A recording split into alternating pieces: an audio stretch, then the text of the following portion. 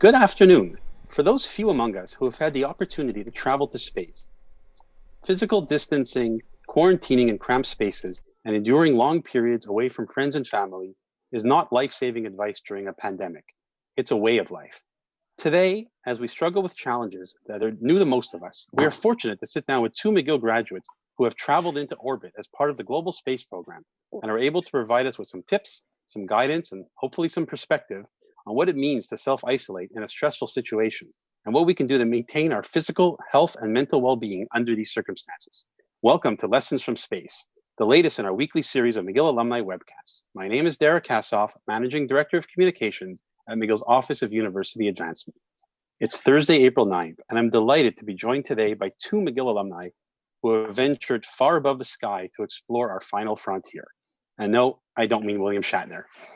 With us today are Dr. Dave Williams, the former Director of Space and Life Sciences at NASA, veteran of two space shuttle missions, 17 hours of spacewalks, and author of the bestseller Defying Limits, Lessons from the Edge of the Universe, which I understand is now available in hard and soft cover.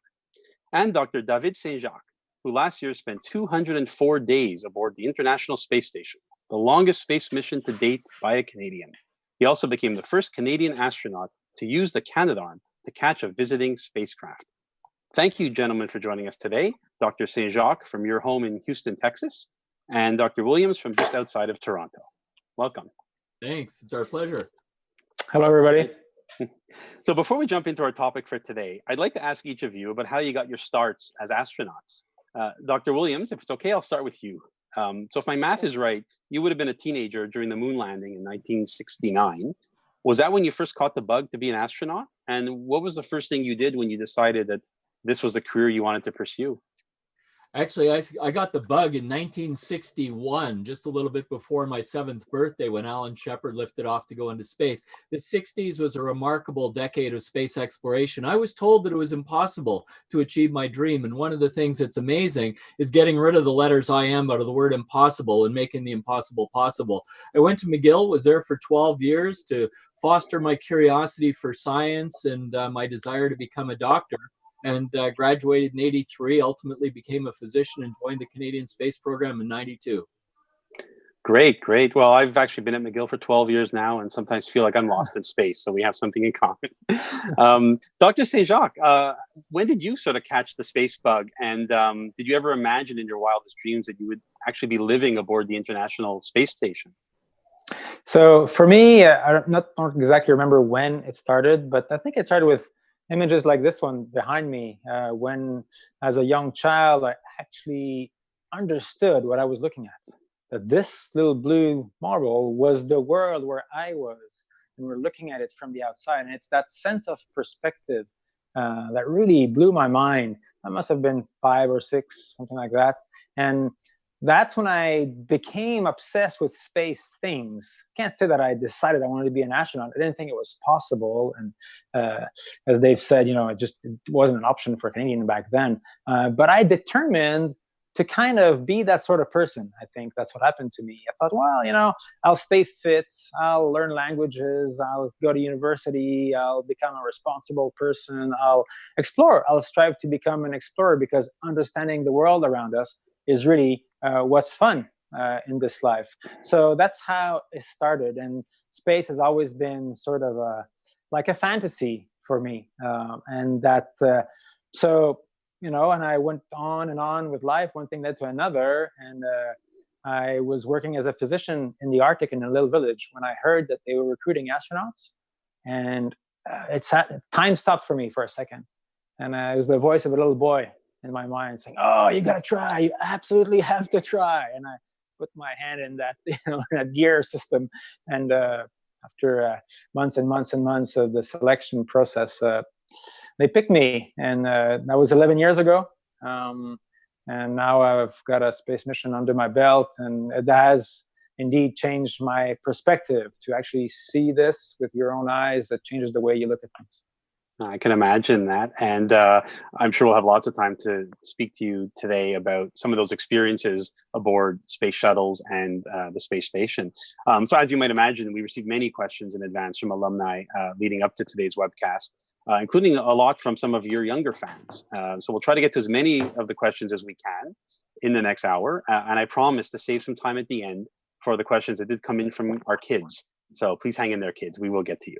But to begin, many of us assume that an astronaut's life is full of excitement, adventure, glamour, fame. But I imagine that things are probably a bit more mundane and more grueling when it comes to sort of developing a career and building a career as an astronaut. Maybe I'll turn to you again, Dr. Saint-Jacques. Can you tell us what happens once you've been selected into the space program and how this impacts your family and social life? So I lived through that experience more, I would say, it's as if a bit like a calling, I guess. Like I never felt like I had the choice.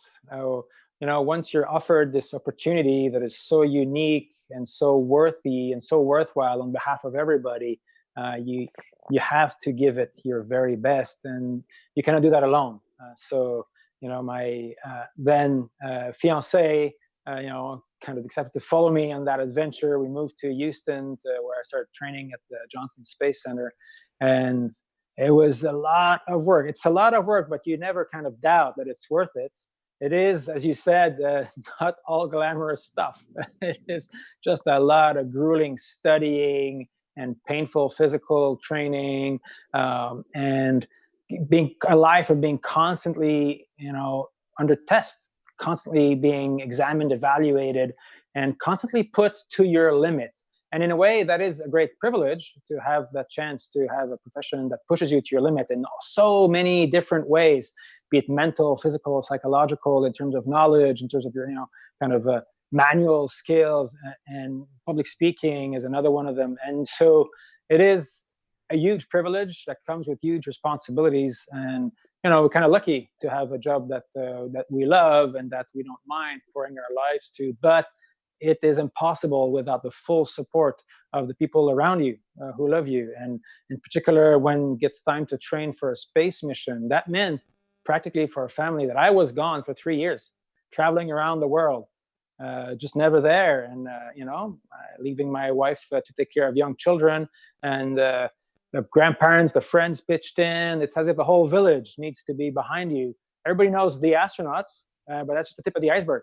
We have the most visible job in a huge team that goes way beyond the actual space program workers, but includes our entire neighborhood and the whole family and all the people who support us. So when time comes to finally launch to space, you feel like you are riding this huge wave of support. And it really motivates you to give your very best to be the, kind of the best representative that you can be. Great, wonderful. And you have 3 children, 3 young kids, I think, right? Yeah, that's right.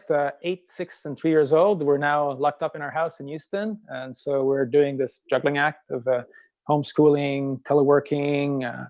My wife is a physician as well. She's actually a public health physician, so we're very, very busy these days, as you can imagine. And so we are, we're doing our part not to spread the disease, but at the same time try to do our job and do the best we can for our children. Great. Now, Dr. Williams, I was not actually aware until we spoke a few days ago that astronauts go through a period of intense self-isolation and quarantine before each mission. Can you tell us why that is and what that experience was like for you? So in fact, the story goes back to the 1960s, and in the Mercury and Gemini program, there was no pre-flight quarantine at all. And it turns out that we had some crew members get sick in space. And you can imagine how catastrophic that would be. If you had a cold, you couldn't equalize the pressure in your ear. If you're going to go do a spacewalk, or even worse, you felt nauseous, were throwing up and things. So as a result of that, NASA decided that we would put people in quarantine before a space flight. And the typical quarantine is 7 days long. We're isolated from our families and loved ones. We do have individuals who are able to come in and visit us only if they pass a medical examination. And it's the beginnings of the mission. Of course, we've trained for years together as a crew, but now we're starting the actual phase of flight where we're getting ready to go to space. And it's an interesting time because, of course, everyone's concerned about how we're going to do in space. You're managing expectations. You're working hard to get yourself in shape. You're going to the gym and you're making sure that you're really well rested. So it's an interesting time. And then, of course, after the Apollo missions, we implemented a quarantine period after the flight, because in those days, we didn't know whether or not there were living organisms on the surface of the moon. So the first Apollo astronauts, the crew of Apollo 11, when they came back to Earth, they were put in essentially an Airstream trailer for 3 weeks after the mission, while the lunar specimens were cultured to make sure there was nothing growing on them. And then they stopped the quarantine roughly about 3 to 4 weeks after the flight. Great. So these quarantines that you would go into pre-mission, would they be sort of in like dormitory settings where you sort of have your own apartments, or much more cramped quarters than that? Everybody has their own room, and it's like, being in a fairly largish apartment. In the case of the space shuttle back in that era, we used to start our quarantine in Houston, and then midway through the quarantine, we'd fly down to Kennedy Space Center and be there ready for launch, but we'd still be in quarantine. And of course, now it's totally different with Soyuz. The quarantine is taking place over in Russia. Great. So speaking of Russia, or I think it's Kazakhstan, if I'm not mistaken, it's interesting to note that even while the world is in this pandemic, that there are still space voyages taking place. And in fact, I believe there was actually a mission that went up to the International Space Station today. Maybe Dr. Saint-Jacques, can you tell us a little bit about that and what those astronauts would have gone through? I can imagine the self-isolation would have been so much more stringent given COVID-19 and the outbreak around the world.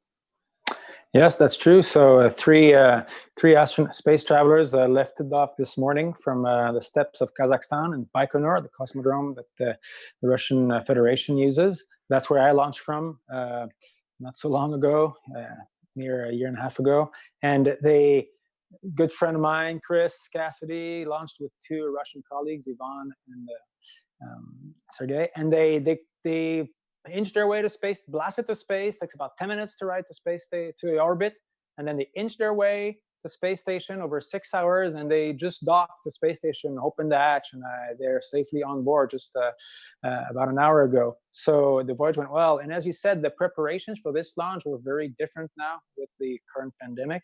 There was extreme care being taken to not bring the virus on board, as you can imagine. So whereas we quarantine for Soyuz launches for 2 weeks in Kazakhstan with our restricted circle of trainers and people who are there to support us. This time they were in quarantine also in Star City in Moscow for the month before, with no contact with the world. So about a month and a half, almost 2 months of quarantining, and everything is just another level of urgency to do it well. Really, with the kind of world obsession in all the space centers to not bring COVID on board. Same thing with all the resupply spacecrafts that will bring resupplies to the space station. They must also be kept virus-free. So, and it is, I spoke with Chris, and these are kind of odd times to leave the mothership Earth behind for them, leave their loved ones down here. And now they're going to, say, a very safe place, of course. But they'll be looking down at planet Earth with different eyes, I guess, than we were, knowing what everybody is going through down here, and this kind of global crisis that we're learning to manage together.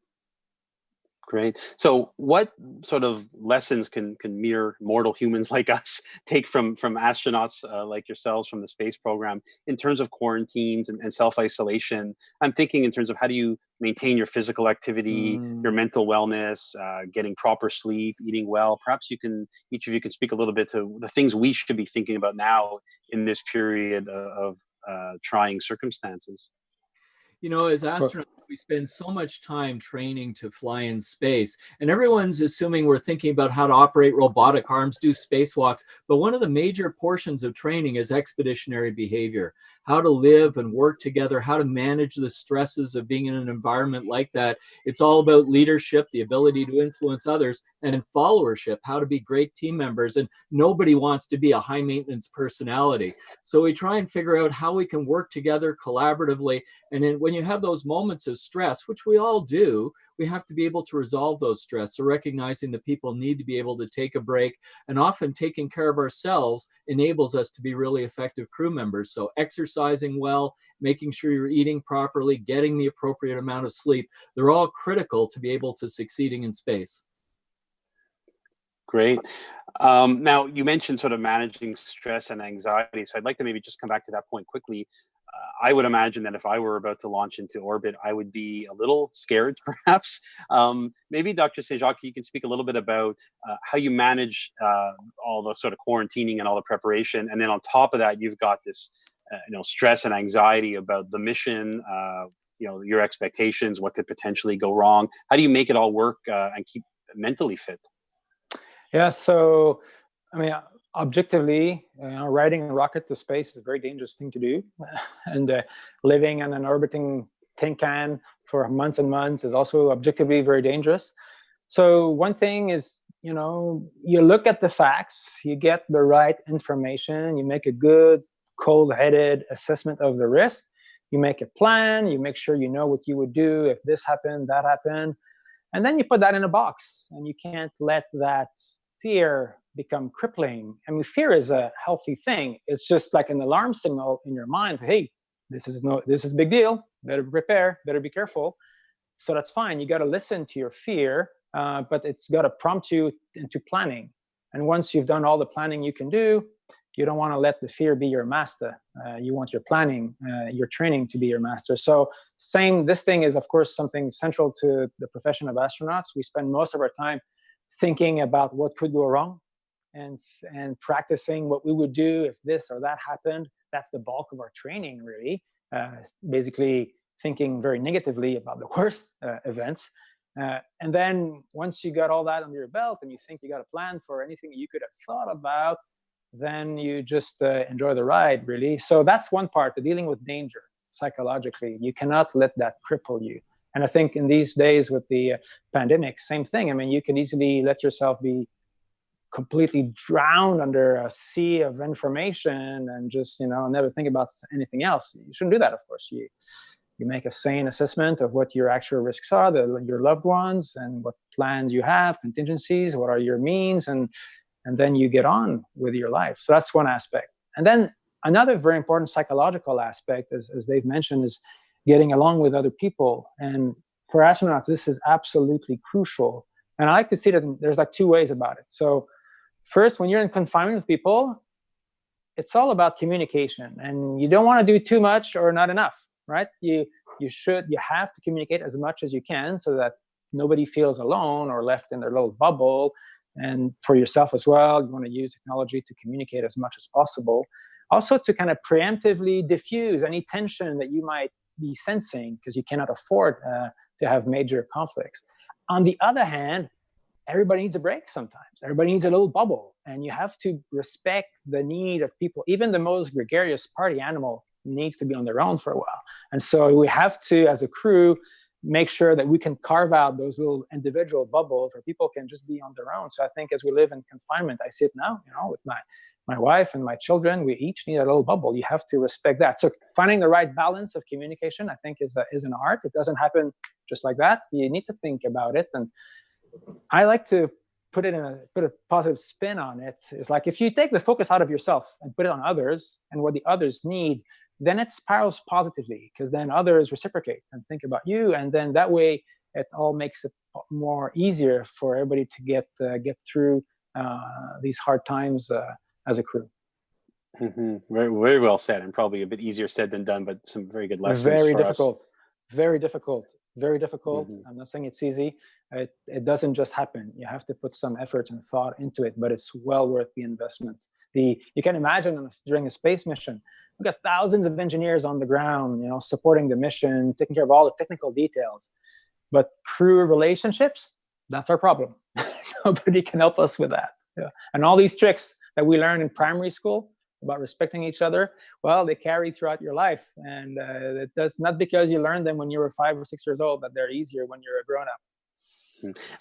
Yeah, that's great. I do want to eventually come back to sort of what it was like on the space station itself, dealing with all these various characters. But let me just go to you, Dr. Williams, with another question. I imagine that as you're kind of getting closer to the launch date and very anxious and sort of your own internal countdown before the real countdown, and then sometimes the launch gets scrubbed at the very last minute, and that must throw you for a bit of a loop. And that actually happened to you, I believe, in one of your launches, correct? Yeah, on my first space flight, I remember going to bed the night before liftoff thinking, oh my goodness, tomorrow, I don't know what's going to happen. Hopefully it's all going to work out. It was kind of hard falling asleep. And then the day of scheduled liftoff, we were out for a run, and the security crew came up to us and said, "Hey, you're scrubbed for today." Turns out there was a problem with a piece of communications equipment on the space shuttle. So the next night when I went to bed, I realized, you know what, you don't really know how this is all going to work out. So you just deal with the issues that you have at time and on hand. And I fell asleep quite readily that day. The next day was kind of interesting because we did launch that day. T minus 15 seconds, I had this huge reality check. I'm about to be sitting on top of a controlled explosion, lifting off to go into space. It all worked out, you know, and I think that's one of the real messages as well, as Dafydd mentioned, for all of us right now, is to be optimistic that this too shall pass. We will get through this, but in able to help us do that, we can focus on the task at hand, focus on being the best team members that we can be, and bringing an attitude where we're all here to help each other to the current situation. Interesting. Great, great. So let's turn to some questions from our alumni. As I mentioned, we did get quite a few, and we'll try to get through as many as we can. I'll start with two to begin with, and they both speak to mental health, so I'll put them together. One came from Julie Cadaret, who asked, how do you keep self-motivated and disciplined when you're in isolation? And Yara Musa asked, with the lack of regular exercise and fresh air, how did you keep your sanity and avoid falling into depression? You want to start, Dr. Saint-Jacques? I know you had about 6 months aboard a flying cylinder. Yes, so this is a fundamental question. And the answer doesn't come naturally or easily, but this is a few advice I have. I see it as a balance that you have to keep in your mind. You have to keep an eye on the big picture. Why am I doing this? Why all these sacrifices for myself, for my family, for everybody I know? What's the point? So when you're on a space mission for 7 months, trust me, there are days that are very hard, and sometimes you're wondering, is it worth it? You do, actually. And then, so keeping an eye on the big picture, on the mission, on why this is all worthwhile, I think is a lifesaver. And I think right now we can all do the same, right? We're all doing these sacrifices to protect the most frail members of our society. It is definitely a worthwhile, very Canadian thing to do. So that's one aspect. On the other hand, I find it useful to kind of have this sort of Zen-like attitude where you focus on the task at hand, focus on what you're doing right now. There's a graffiti on the space station that was left by a crew member way back when, in the beginning, when there was baby space station, and it says, you know, there's nothing more important than what you're doing right now. If it's picking up the trash, reading a book to your kids, writing an important email for your job, repairing something in your house, whatever it is, what you're doing right now deserves your full attention. And by keeping busy with doing meaningful things and respecting everything you do, I find it's a soothing way to prevent your mind from drifting away to all the things that maybe you wish you were doing instead, or all the things that you're grieving or you're missing. So psychologically, on board space station, I find those two items finding that balance was very useful. Keeping the big picture and focusing on the present moment. Even now, you know, as I look out the window, I had this thought the other day, you know, when I was in space, looking out the cupola of the space station to beautiful Mother Earth, it was an amazing view to see the beautiful planet, the thin blue line of the atmosphere floating in space. It was amazing. Well, I'm looking at the same planet Earth out of my window. I'm just used to that view. And so, but, you know, there's a lot of things to be said for enjoying the present moment. And I know what we're going on through right now is extremely difficult for a lot of people. But there's always a silver lining to everything. So psychologically, these were very helpful, as you said, to make sure you're not spiraling down in a negative way, but instead are kind of constantly uplifting you. And you know, our secret for crew members, our expedition crew, we had this very ambitious goal. We thought, well, the real measure of our success is going to be when we're back on Earth. Do we want to go back to space together again? Interesting. And I'm sure it's very beautiful in Houston right now. I looked out my window here in Montreal about an hour ago, and it looked like winter was back. So here's a question for you, Dr. Williams, on the same theme. This one comes from Ernie Schmidt. He's asking, how did you train to stay mentally sharp during your mission? And are there certain games, apps, or mental exercises you can recommend for the rest of us? You know, it's such a critical element, especially when you're doing spacewalks. Dafydd did a spacewalk. I've done some spacewalks as well. But I used a technique called mental imagery. and being able to imagine myself in various situations performing the task at hand, which works really, really well for physical tasks. But the other thing is, I think routine can become your friend in situations like this. Having a schedule, having a plan, recognizing that we need to take care of ourselves. So, in space, every day, we're highly structured in terms of our timeline. And I think for all of us right now at home, it's a great opportunity to be able to look at our daily routine, build in some time for exercise, build in some time for self-care, basically recharge that emotional battery. And, I talk about positive emotional energy. It's so important in a situation, particularly like the one we're all facing right now. We can choose how we respond to the situation we're in. And if we bring optimism and a positive attitude to it, I think that's really important. But to Dafyd's point, to get there, sometimes we need to be in our own bubble. And that's important in our daily routine. Protect time for yourself, whether it's reading, playing music, or whatever. We need that time to be able to recharge. So Dr. Saint-Jacques, thinking back to your space station experience, that wasn't that long ago. I'm just curious. I mean, so you're on this space station with there's 6 of you, right? There's you and 5 other crew members, strangers, before you obviously met, speaking different languages, different countries, different backgrounds. How did you manage to not only stay sane, but stay productive and not want to throw anyone overboard? It is we didn't meet in space, right? We went through several years of training on the ground together before that. So already by the time you launch, you're very familiar with each other's quirks and strengths and weaknesses and all of that. But I think what happens psychologically to a space crew is you go way beyond being good colleagues or even good friends. You kind of become siblings. You're that close. So I was in space station with 6 people, but for 3 months, with only 3 of us. It was a very small crew. And that brings its own level of challenge because there's always someone who needs company. There's always someone who needs to be alone. You always have to gauge that correctly. And, everybody is always a third leg of the chair. And so when you're with siblings, you know how it is. I mean, emotions are stronger, positive or negative. You have to be very cognizant of your own reactions, very sympathetic and empathetic to other people's emotions. And I think basically be ahead of the game all the time, constantly look out for each other. And once you made that shift, that your job is to help the others and vice versa, then I found it very, very healthy. And it worked out great. And but it is, as you said, we're all different from different cultures, not just in terms of nationalities, different professions, different way to train, different, and just familial background. And it is very healthy. It's very healthy to have a diversity around you. So maybe surprising, but that was not the biggest challenge. That was I was pleasantly surprised how well we managed to navigate that peril, because it is a peril. So I know these days a lot of people are going through the same emotions. You may love your spouse, but if you're always there, everybody ends up somehow, pushing your buttons or vice versa. And you just have to be cognizant that this danger is out there and just be extra careful and extra empathetic to the people around you. Great. And I guess for those of us who are married, reminding each other that the divorce courts are closed because of the pandemic. So let me turn our attention over to maybe the physical health and illness side, because we did have a couple of questions there. So one question came from Mr. Einbuck. He asked, if somehow you became infected by a virus while in a space capsule, either one you brought on board or you somehow picked up in space, and there was no way to self-isolate, what would you do? Mm-hmm. You want to talk to this, Dave? Sure.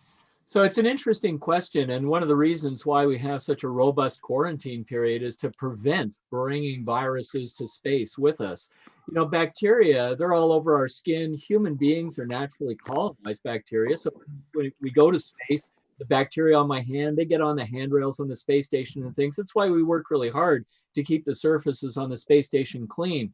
It's very hard to isolate in space. One of the nice things about the International Space Station is it's a lot larger than any previous spacecraft or space stations that we've had. And each crew member has their own sleep station and things. It is a fairly large crew of 6 people at any given point in time on board the space station. So isolation would be difficult, but fortunately, in space, we're living in an isolated community. So as long as we don't bring anything into the community, we should be fine. Interestingly, both times I've been in space, and I'm sure it was the same for Dafydd, as a doctor, I ended up treating my colleagues for a variety of different things. And the most frequent thing was either bacterial infections or skin abrasions or bruises and things like that, the type of thing that you would see in a family doctor's office. Those are actually relatively common.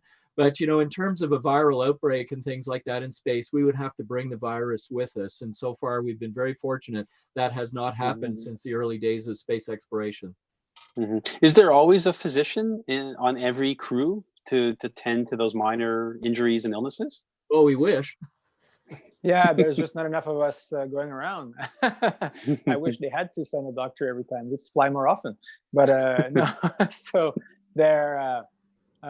If there is a physician as part of the crew, then that's good. And they, of course, de facto become what we call the crew medical officer. So both Dave and I were crew medical officers during our space missions. But if there is no physician among the crew, then they will train one of the other crew members at a certain level of proficiency and medical questions.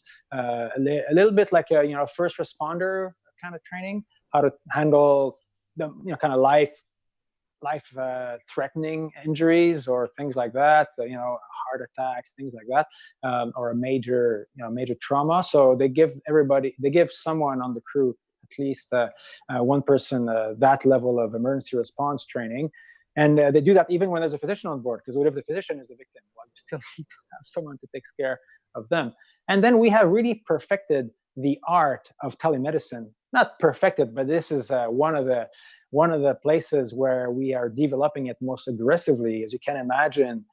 And Canada is actually big into that. Most of the research we do in space has to do somehow with healthcare or telemedicine, because taking care of astronauts who are isolated in a little outpost in the middle of nowhere is very similar to taking care of people who live in a little village far away from big centers, or from imagine the situation of right now isolated people who cannot leave their home. Even in normal times, there's a lot of elderly people from whom it's very difficult to go to seek treatment.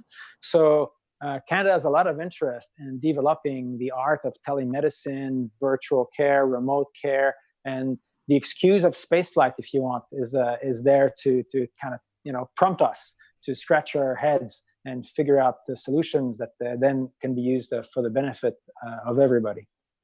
Great. So one last question in terms of physical ailments. This one came in from Colleen O'Brien. It's interesting, so I will pose it. She's wondering if you or a colleague has ever had a sore throat, head cold, or flu in space. And if so, is there any difference with the symptoms or with the intensity of the symptoms compared to what would happen here on Earth? You seem to have an answer, Dr. Saint-Jacques. I have one thing to say. I mean, I think if you, one thing that would be confusing is, so when you go to space, so right now, imagine this, a little bit of physiology. So right now I'm standing up, my heart is somewhere around here. It obviously has to somehow pump harder to push blood to my head than to my feet, right? Blood sort of falls to my feet, and it has to be pumped harder to the head. So the neurovascular system is all rigged up to compensate for the gravity gradient.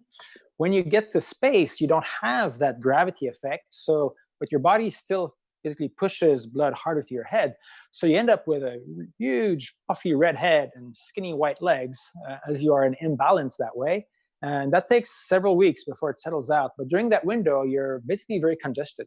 It feels like you have a cold. Everybody feels like they have a cold because their nose is stuffy, their face kind of feels swollen, they can't smell or taste well. So I guess if you had an upper respiratory infection, maybe you would be more difficult to notice just because you're congested anyway. It feels like you have a cold the whole time. Very interesting. We know from back in the 60s, the crew members that did get sick in space before we implemented the pre-flight quarantine, the reports from them, the illnesses are basically the same. But to Dafydd's point, if you have a cold, you really got a cold. You feel completely congested. But imagine the challenge. You're in space on an operationally charged mission, detailed timeline, and you've got a headache. You don't feel well. You might feel sick to your stomach, and you're trying to function in an environment like that. And those crew members, we learn from that experience. We want to prevent that if at all possible, and that it is actually possible to work through some of these challenges by using medication, by being supported by the other crew members on the ground. But it's a really tough situation made worse by being in space. Right. And certainly something we don't often think about when we think again of the glamorous life of the astronauts doing all that great work above our heads. Here's a question from Robert Wolofsky about one of my favorite topics, food. So he's asking, how do you ration your food in space? More specifically, he wants to know if all of your meals are scheduled ahead of time, or do you simply eat when you need to eat? And what if you're extra hungry one day? Is there a surplus? And then he adds that he's assuming that you have your cookies in a timed jar, so you don't eat them all in one day. So anyone want to maybe weigh in on how the food works in space? Dafydd, do you want to start?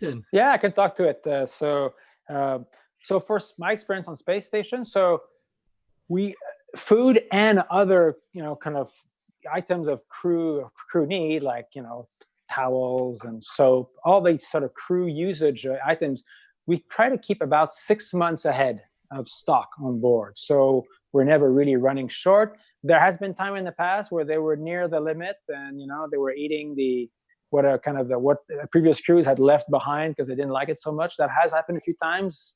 You can imagine, if a cargo spacecraft can't launch in time, if you have that happening in sequence 2 or 3 times, you can get into trouble. But in general, they try to keep 6 months of stuff. About 80% of the food we eat is from a predetermined menu. And it slowly evolves over time as they figure out what gets eaten or not. But about 80% is from stock. And every 2 weeks, you get a new box, and that's for the whole crew. And we're kind of responsible to kind of schedule it, to eat it at a reasonable pace. And about 20% is you can choose yourself, and it's sent up specifically for you. I was lucky, actually. Canada led the way, and they figured out a way for my wife to send one of our family recipes. So I had a couple dozen packets of our favorite family camping food, a chili recipe. So I kept those packets, kind of close to my heart, up on space station. I would share them for special events. So even food is really, really an important item for kind of crew morale. But yeah, you are responsible for managing your food intake. We each have a pretty well developed app on an iPad or individual iPad on board where we can follow. We kind of click in everything we eat, and then that tells us, gives us a report on how we're doing as in terms of various nutrients and hydration. That way, you can kind of self-monitor your intake, try to keep a stable weight as well. So, but a lot of it is up to the crew's own judgment. Mm-hmm. Is there alcohol in space? Do you get to kick back with a beer on a Friday night?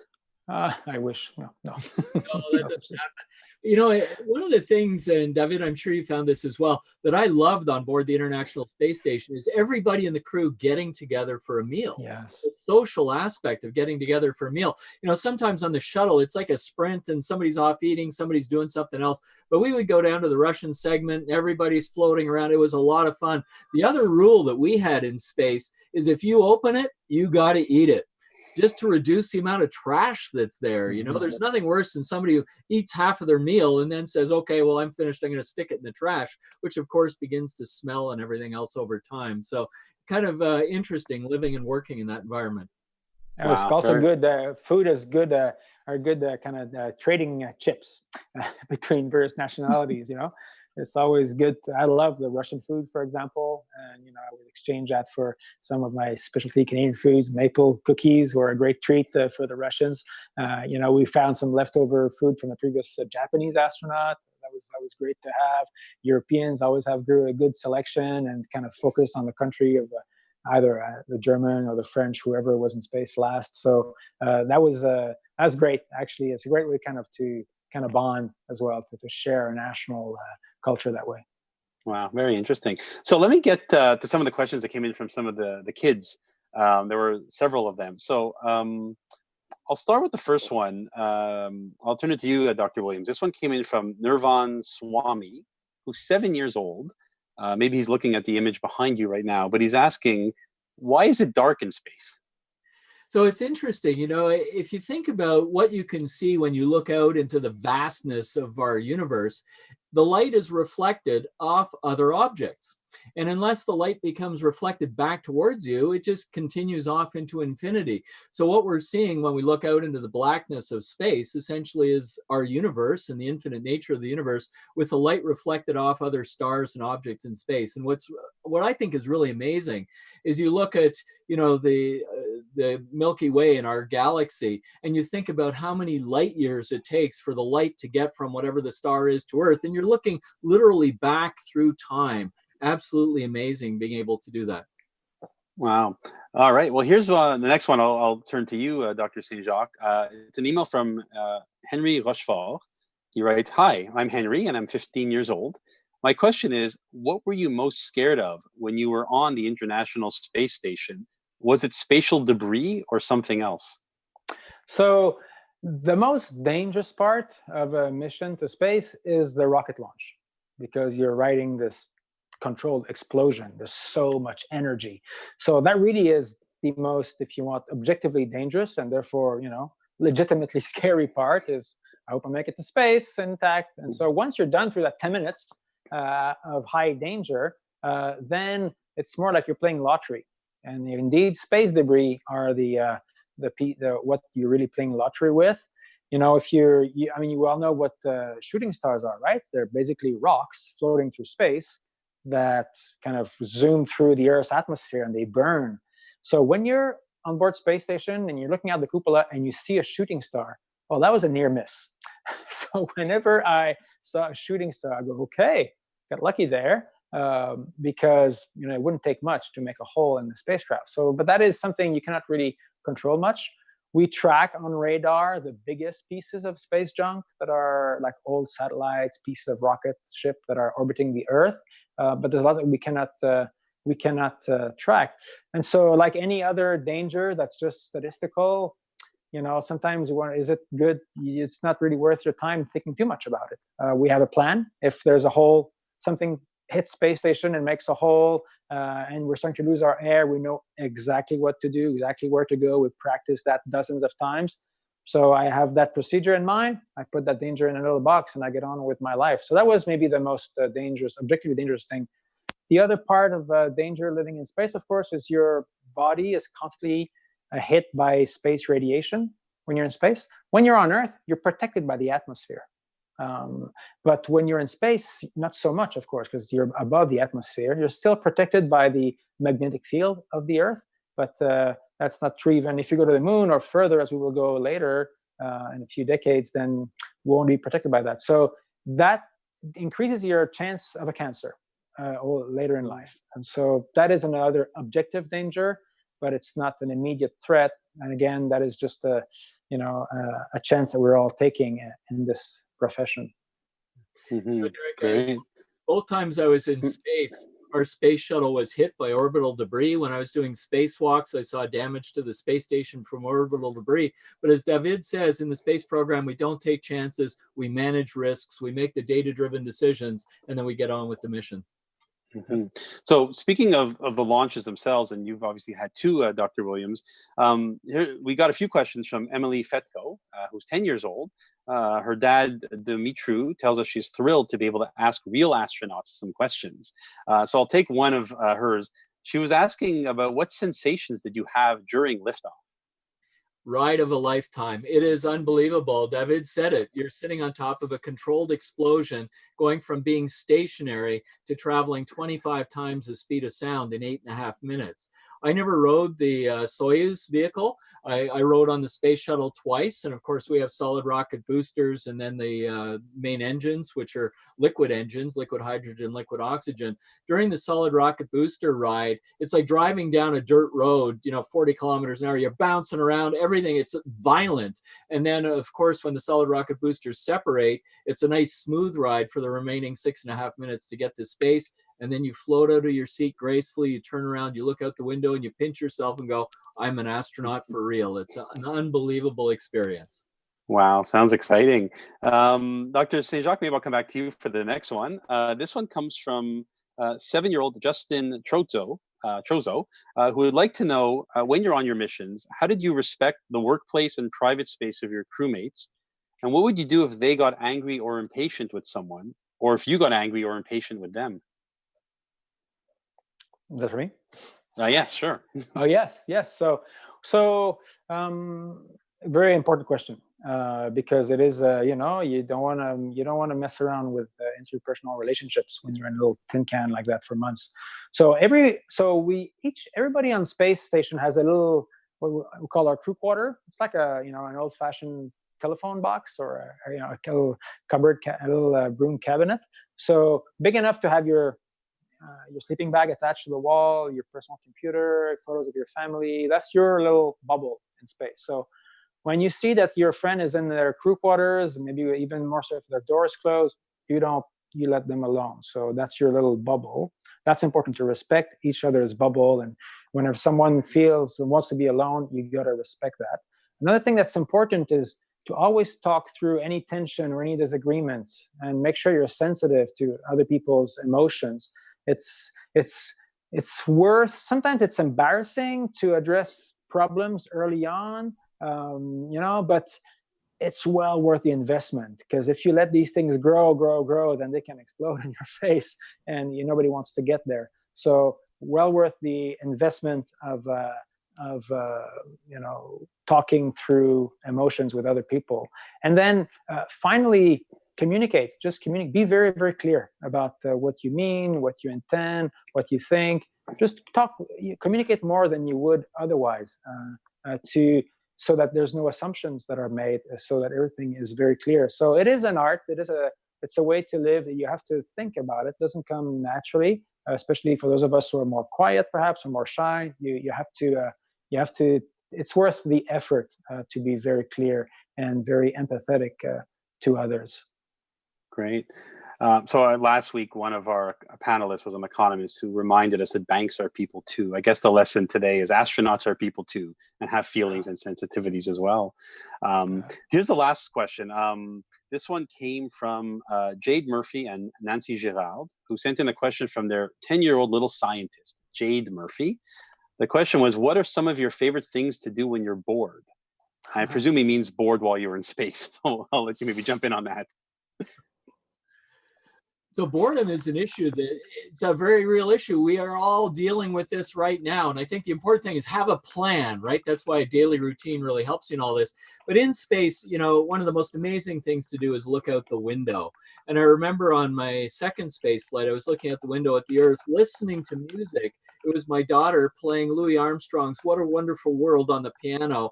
And I brought that recording with me to space. And it's really amazing being able to do that.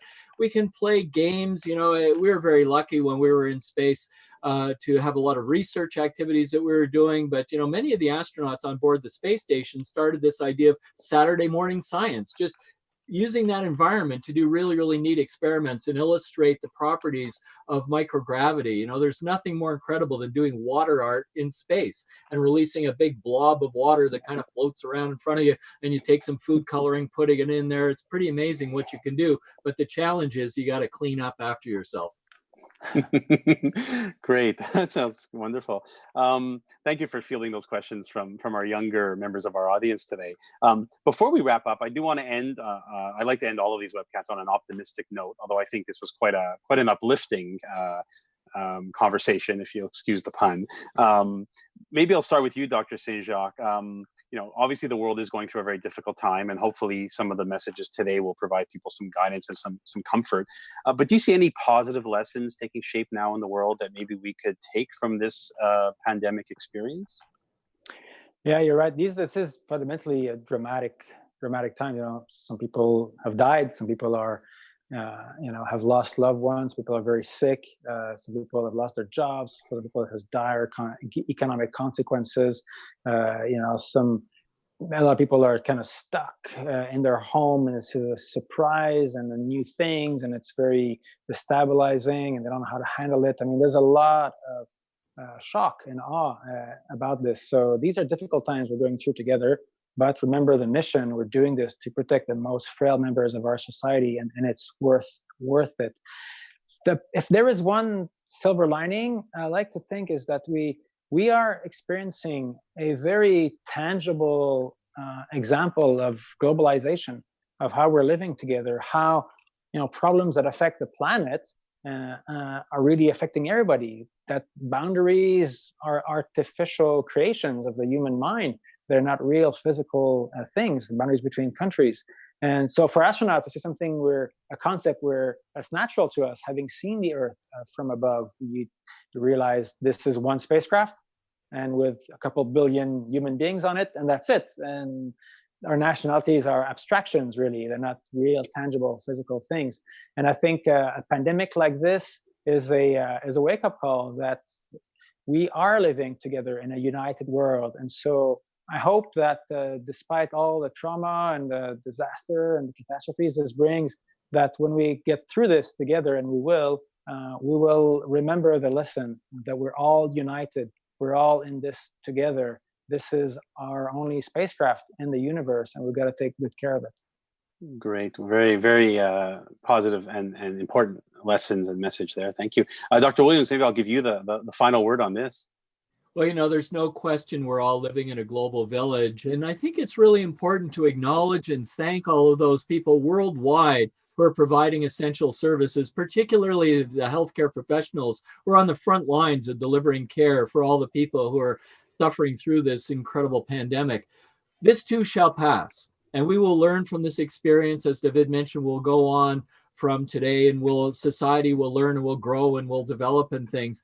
But it is a remarkable opportunity to reflect on how we as individuals can have an impact globally. Many of us are on social media right now, and I love the people who are so creative. They're coming out with humorous anecdotes, funny jokes, really innovative songs about the pandemic and things like that. So it is important throughout all of this, despite how catastrophic and tragic this pandemic really is, it's important to have a positive attitude and to realize that this too shall pass, and how we are ourselves can affect those around us. So maintaining that positive attitude really is everything. Wonderful. Again, very, very positive message. I think we can hopefully all take some comfort from. So that about wraps up the time we do have for today. Before we close, I would like to remind everyone that this video will be available at this very same link soon after our recording ends. So feel free to watch it again if you'd like, or share it with others who may not have been able to tune in live.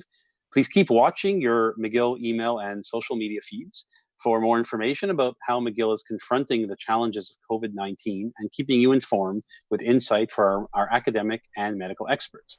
I would also like to take one more moment to once again mention the McGill Student Emergency Support Fund, which was launched 2 weeks ago to provide financial relief to students dealing with unforeseen expenses as a result of the disruptions caused by the COVID-19 pandemic. So far, the McGill community has raised an incredible sum of money, over $475,000 for our students. I know these are difficult times for many, but if you are in a position to help out, you can find more information at giving.mcgill.ca. That's giving.mcgill.ca.